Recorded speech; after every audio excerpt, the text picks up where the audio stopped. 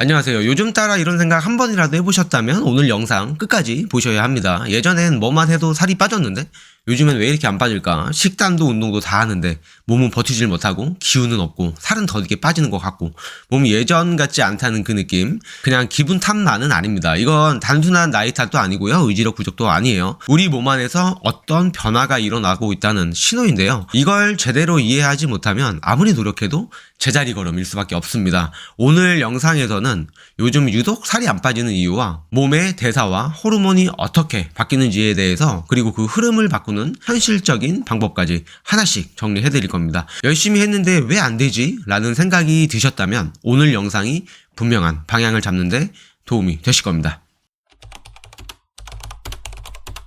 저는 9년 동안 1200명이 넘는 분들과 함께 다이어트를 해왔습니다. 그 중에는 정말 열심히 하셨는데도 몸이 전혀 바뀌지 않아서 자신을 탓하며 오신 분들이 많았어요. 그분들의 문제는 노력 부족이 아니었습니다. 오히려 다른 누군가보다 훨씬 더 많은 노력을 하셨어요. 실제로 제 회원 한 분은 자전거로 출퇴근을 하면서 운동까지 매일 하셨습니다. 그런데도 체중은 줄지 않았고 오히려 복부 지방이 더 늘어나고 있었어요. 왜일까요? 식사 리듬, 수면 질, 스트레스, 그리고 몸 안의 호르몬 균형. 바로 우리가 그동안 놓치고 있던 것들이 원인이었던 거예요. 그래서 오늘 이 영상에서는 단순한 다이어트 팁이 아니라 여러분 몸의 진짜 문제를 해결할 수 있는 핵심 정보를 알려드리려고 합니다.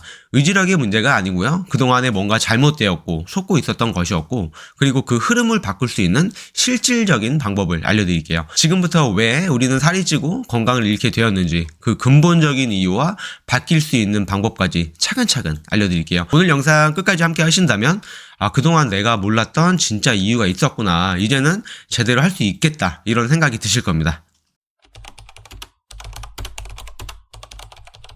자, 여러분 마트에 가면 무엇이 보이시나요? 진열대에 아주 이쁘게 진열되어 있는 수천 가지의 가공식품들이 보이실 거예요. 그리고 그 가공식품은 어때요? 설탕, 나트륨, 트랜스지방으로 가득 차 있습니다. 과학자들의 연구에 따르면 설탕과 지방이 많은 음식은 코카인과 헤로인 같은 마약 같은 방식으로 뇌의 센터를 자극을 한다고 해요. 한번 생각을 해보세요. 과자, 피자, 햄버거를 먹고 다음날 또 먹고 싶었던 적 있으시죠? 이게 바로 중독성입니다. 내 의지가 왜 이렇게 약하지?가 아니라 그냥 생물학적인 반응인 거예요. 지난 50년간 가공식품의 소비는 200% 증가했고 그와 함께 비만율도 미친듯이 뛰어올랐습니다. 제가 요즘에 상담하는 분들이나 회원분들에게 자주 하는 이야기가 있는데요. 가공식품과 초가공식품이 넘쳐나는 세상, 정상 체중으로 살기 너무 힘들고 건강하게 살기 너무 힘든 세상이다. 그럼에도 불구하고 우리는 건강한 습관과 꾸준한 노력으로 건강하게 살려고 노력해야 한다라고 굉장히 자주 이야기합니다. 제 회원분 중에 한 분은 40대 초반에 직장인분이 계신데요.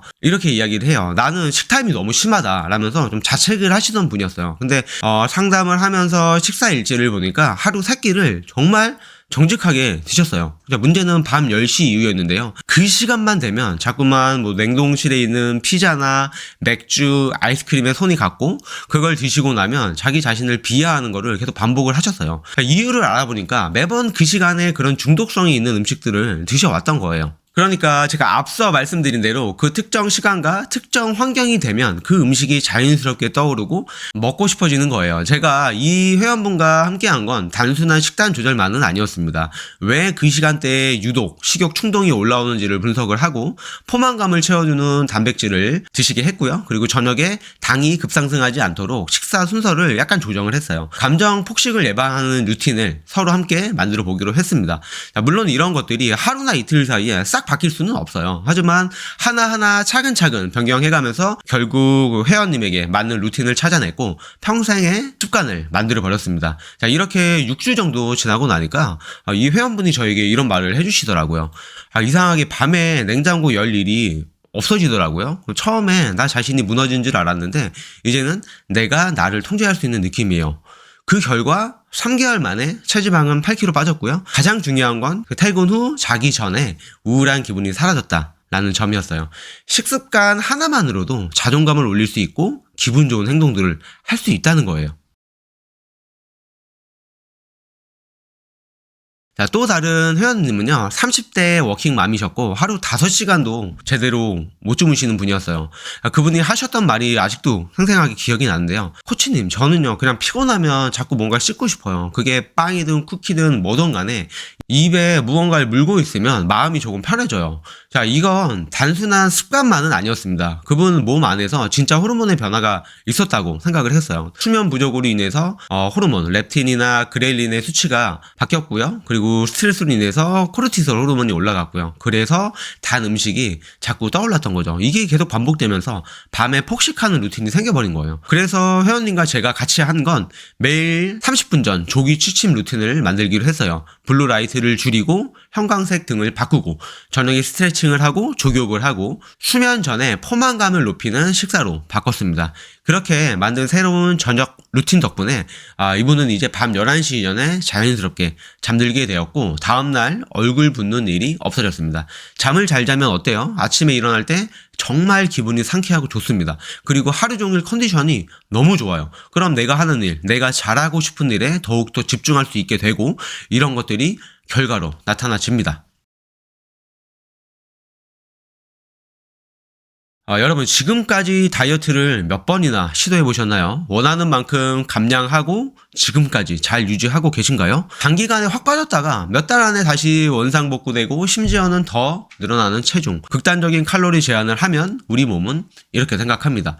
지금은 기근 상태야. 에너지를 최대한 아껴야 해. 체온이 떨어지고 활동량이 줄고 유지하기 가장 힘든 가성비가 안 좋은 근육을 먼저 줄여버립니다. 결국 대사율이 낮아지고 다이어트를 끝내도 예전처럼 먹기 시작하면 줄어든 대사로 인해서 더 빠르게 살이 찌는 몸이 되어버려요. 최근 상담했던 사례를 하나 들려드릴게요. 자, 6개월 전에 1일 800칼로리 식단으로 혼자 다이어트를 시작하신 분이 계셨어요. 당시에는 7kg 가까이 빠졌고 주변에서 칭찬을 많이 했다고 해요. 하지만 2달이 지나자 체중이 다시 오르기 시작했고요. 식사는 그대로인데 살이 점점 붙기 시작했어요. 뭐가 이상하잖아요? 그래서 저를 찾아오셔서 상담을 하셨던 분이에요. 전보다 더 쪼이고 있는데도 체중이 오히려 늘고 있어요. 대체 왜 이러죠? 그동안의 식단 기록을 잘 해놓으신 덕분에 제가 이걸 차근차근 볼 수가 있었습니다. 기초대사량이 다이어트 전보다 줄어들 수밖에 없는 식단을 하고 계셨고요. 이렇게 먹으면 근육이 빠지는 건 너무나도 뻔했고 생리불순, 냉증, 피로감 증가까지 오셨다고 해요.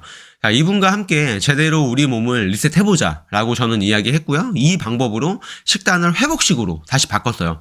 처음에는 좀 거부 반응이 있으셨어요. 원래 이렇게 적게 드시던 분이 양껏 드셔라, 많이 좀 드셔라 라고 제가 계속 이야기를 했거든요. 그러니까 당연히 거부 반응이 올 수밖에 없어. 그래서 진짜 저 딱 한 번만 믿어보시고 한번 이렇게 드셔봅시다. 다 일주일, 2주일만 드셔봅시다 라고 이야기를 했습니다. 탄수화물을 올리고 단백질과 지방의 비율을 맞추고 신진대사를 다시 살리는 루틴을 설계해보고자 이야기를 했습니다. 자, 이렇게 저를 믿고 시작하시고 정확히 3개월 뒤에 체중은 4.8kg 빠졌습니다. 자, 무엇보다 몸이 다시 따뜻해지고 피로감이 좋았다라고 말씀해 주셨어요. 제가 이분께 해드리고 싶었던 건 다이어트보다는 회복을 먼저 시켜드리고 싶었던 게 첫 번째였습니다. 당연히 결과도 좋게 나왔고 이분도 굉장히 만족을 하고 계십니다. 왜 걔는 그렇게 먹어도 안 찌고 나는 진짜 조금만 먹어도 바로 살이 찌지? 혹시 이런 생각 자주 하고 뭔가 좀 억울하시죠? 자, 비만은 최대 70%까지 유전적 요인으로 설명이 됩니다. 기본 대사율이나 식욕 조절 호르몬의 민감도, 그리고 지방 저장 위치와 방식, 이건 모두 유전적으로 조금씩 달라요. 게다가 다이어트에 가장 중요하지만 잘 모르는 것, 바로 장내 미생물입니다.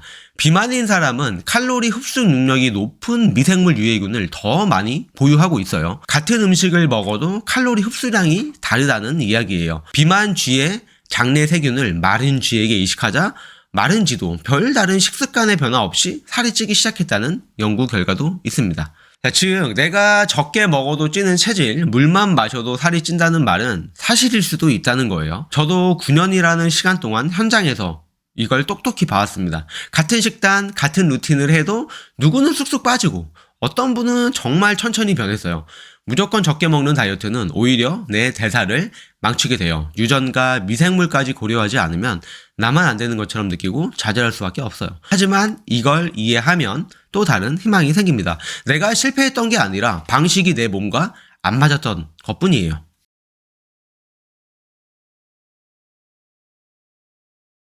비만은 외모의 문제만은 아닙니다. 그건 단지 보이는 신호일 뿐이고 실제로는 몸속에서 벌어지고 있는 변화가 더 무섭다고 얘기하고 싶어요. 당뇨병, 고혈압, 심장병, 수면 무호흡증, 심지어는 암까지 이 질병들은 대표적으로 비만과 매우 밀접하게 연결되어 있는 질환들입니다. 사실 이거 말고도 너무 많습니다. 자, 여기서 핵심은 체중 그 자체보다 지방의 분포와 몸의 대사 상태가 훨씬 중요하다는 건데요. 많은 분들이 착각하고 계신 것 중 하나가 마른 사람이나 정상 체중인 사람은 건강하다고 생각을 해요. 마른 사람도 내장 지방이 많으면 위험합니다. 마르고 군살 없던 분이 당뇨 전 단계 진단을 받기도 해요. 자, 몸은 숫자로만 설명되지는 않습니다. 건강은 내부 상태에 문제라는 건데요. 비만은 육체만 무겁게 하지 않아요. 사람들의 시선, 무심한 농담 한마디, 입지 못하는 옷 앞에서의 좌절감, 이런 것들이 마음까지 짓누르게 되는 경향이 많습니다. 어느 한 회원분은 고작 커피를 하나 주문할 때도 사람들의 시선을 굉장히 많이 의식했다고 한 적이 있었어요. 설탕 들어간 거 마시네? 그래서 살이 안 빠지지. 그 사람들이 직접 이런 말은 하진 않았지만 이렇게 이야기하는 게 마음속에서 들렸다고 하시더라고요. 이런 이야기를 저와 처음 만났을 때 상담하실 때 해주신 게 아니라 저와 함께 지낸 지 6개월 혹은 1년 이상 하시면서 체중 감량을 어느 정도 하신 다음에 이런 이야기를 저한테 해주시더라고요. 사람들이 많은 곳에서 얼마나 심적으로 부담스럽고 싫었을까라는 생각이 들면서 제 마음이 너무 짠했던, 한 연구에 따르면 비만은 우울증, 불안, 자존감 저하와 밀접한 관련이 있다고 해요. 그리고 그 감정은 또다시 먹는 걸로 해소가 되고 먹고 자책하고 또 먹고 이 악순환이 반복이 되는 거죠. 이걸 끊어내지 않으면 몸도 마음도 무너지게 돼 있습니다. 하지만 반대로 말하면 이 악순환의 고리를 한 곳에서만 끊어내도 전체 흐름을 바꿀 수 있다는 이야기예요. 그 이야기를 지금부터 해보겠습니다. 적게 먹고 많이 움직이면 살 빠져요. 많이 들어보셨죠? 맞는 말이기도 하지만 현실은 조금 달라요. 우리 몸은 칼로리를 숫자 그대로 받아들이지 않습니다. 100칼로리의 사탕을 먹으면 혈당이 급상승하고 인슐린이 폭발하고 지방을 저장해요. 똑같이 100칼로리의 견과류를 먹으면 포만감이 올라가고 대사활동이 좋아지고 흡수율은 낮아집니다. 그리고 칼로리를 줄이면 줄일수록 우리 몸은 절약 모드로 들어가면서 에너지 소비를 줄일 수밖에 없어요. 그래서 다이어트가 진행될수록 체온은 낮아지고 피로는 늘고 체중은 더 안 빠지는 게 이런 이유입니다. 저칼로리로 다이어트 하시는 분들 있잖아요. 그런데 지금 감량이 안 된다 하시는 분들 정말 건강한 음식으로 많이 드셔보세요. 그럼 대사가 회복되면서 자연스럽게 멈췄던 살이 빠지기 시작할 거예요. 90년대, 2000년대 우리는 저지방의 늪에 빠졌습니다. 저지방 우유, 저지방 요구르트, 저지방 드레싱. 그런데 비만율은 더 올라갔어요. 왜 그럴까요? 지방을 빼면 맛이 없어지고요. 그 맛을 설탕으로 채웠고요. 결과적으로 더 많은 칼로리를 먹게 된 거예요. 건강한 지방은 오히려 포만감을 오래 유지시켜주고 인슐린 자극을 줄이고 호르몬 밸런스를 맞춰줍니다. 아보카도나 올리브유, 견과류, 계란 노른자 이런 건 빼야 할 것이 아니라 채워야 할 것들이에요. 그리고 또 다이어트에 운동은 당연히 필요합니다. 근육, 심폐기능, 스트레스 조절, 수면 개선, 컨디션 관리 이점이 많습니다. 안 해야 할 이유가 없어요. 안 하는 것보다 하는 게 훨씬 좋습니다. 하지만 살을 빼는 데 있어서 운동은 주연이 아니에요. 조연입니다. 30분 조깅을 하면 약 300칼로리를 태웁니다. 머핀 하나 먹으면 400칼로리를 먹는 거예요. 운동으로 30분 걸려 태운 칼로리, 우리는 그보다 더 많은 칼로리를 단 1분 만에 먹어버릴 수 있어요. 운동은 다이어트의 보완제지 핵심 전략은 아니라는 거 다시 한번 알아두시면 좋을 것 같고요. 자, 그동안 우리는 왜 살이 찌는지, 왜 실패하는지에 대해서 알아봤어요. 이제 우리는 어떻게 회복할 수 있는지, 어떻게 진짜 바뀔 수 있는지 그 방법을 알려드릴게요. 우리 몸은 정직합니다. 몸이 원하는 건 화려한 패키지가 아니라 진짜 음식이에요. 채소나 과일, 생선, 계란, 고기, 콩, 견과류. 포만감은 높고 칼로리는 낮은, 혈당은 안정적으로 유지할 수 있는 이런 진짜 음식을 드셔보세요. 저는 항상 이렇게 이야기합니다. 칼로리를 줄이는 게 아니라 영양을 채워보세요. 실제로 제 회원분 중 한 분 편의점 샐러드와 닭가슴살만 드시던 분이 계셨어요. 매일 점심에 편의점에 가서 샐러드를 사 드셨고요. 닭가슴살을 사 드셨습니다. 확실히 적게 먹으니까 계속 배가 고프고 폭식이 반복이 되었습니다. 제가 이분 식단을 바로 바꿨어요. 아침에 복합탄수화물, 계란 드시게 했고요. 점심에는 따끈따끈한 된장국이랑 생선 드셨습니다. 저녁에는 채소볶음 따뜻하게 해서 드시게 했고요. 그리고 고구마로 구성을 했어요. 이렇게 변경을 하고 나서 일주일 정도 지나니까 배고픔 생각이 예전에 비해 확실히 줄었다고 말씀을 해주셨어요. 식욕이 아니라 결핍이 만든 허기였던 거예요.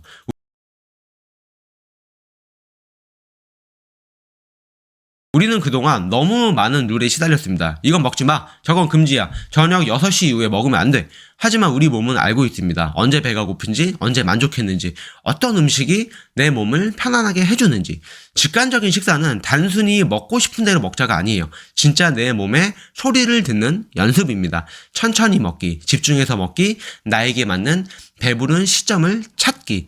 연구에서도 TV를 보면서 먹은 그룹이 25%나 더 많이 먹었다는 결과가 있어요. 식사 시간에 조금만 더 집중해보세요. 체중 감량은 일시적인 목표가 아니라 오래 걸리더라도 나답게 사는 방식, 오래 꾸준히 유지하는 방식을 만드는 시간입니다. 2주에 10kg 빼는 게 중요한 게 아니라 6개월 후에도 그 삶을 계속 지속할 수 있는가가 중요합니다. 실제로 국립체중조절등록부에 따르면 체중 감량에 성공한 사람들은 이런 공통점이 있어요. 아침 식사를 거르지 않는다. 주 5회 이상 움직인다. 매일 일정한 시간에 자고 일어난다. 주말에도 식사 습관이 크게 흔들리지 않는다. 화려하진 않지만 진짜 오래가는 습관들입니다. 우리 몸은 잘 먹는 것보다 때로는 잘 쉬는 걸 원할 때도 있어요. 그런데 우리는 대부분 거꾸로 살아가죠. 저도 예전에 하루에 4, 5시간만 자던 시절이 있었어요. 늘 예민했고 항상 입에 뭔가를 달고 살았어요. 그런데 어느 날 저희 어머니가 저한테 이런 말씀을 해주시더라고요. 아들, 얼굴이 너무 안 돼 보인다 라고 말씀을 해주셨거든요.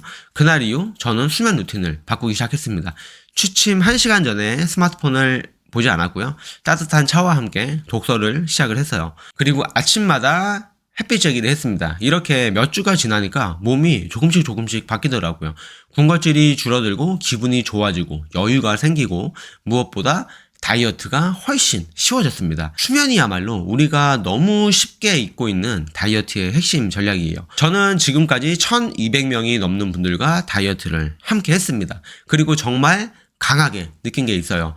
혼자 하는 것보다 함께 하는 게 훨씬 강력하다는 거예요. 누군가의 피드백, 같이 하는 응원, 나만 힘든 게 아니구나라는 위로. 이게 내 마음을 지탱해주는 가장 강력한 근육입니다.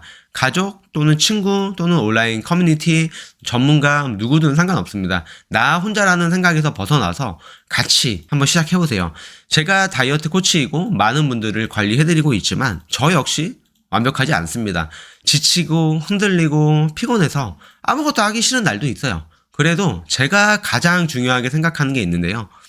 저를 믿고 함께 해주시는 분들에게 최선을 다하자는 거예요. 오프라인 관리도 하고 온라인 관리도 하고 있지만 앞으로도 계속해서 최선을 다해서 건강을 찾을 수 있게, 다이어트를 할 수 있게 도와드리겠습니다. 오늘 이 영상을 보시면서 조금이라도 고개를 끄덕이셨다면 이미 변화의 한 걸음을 내디디신 거라고 생각해 주시고요.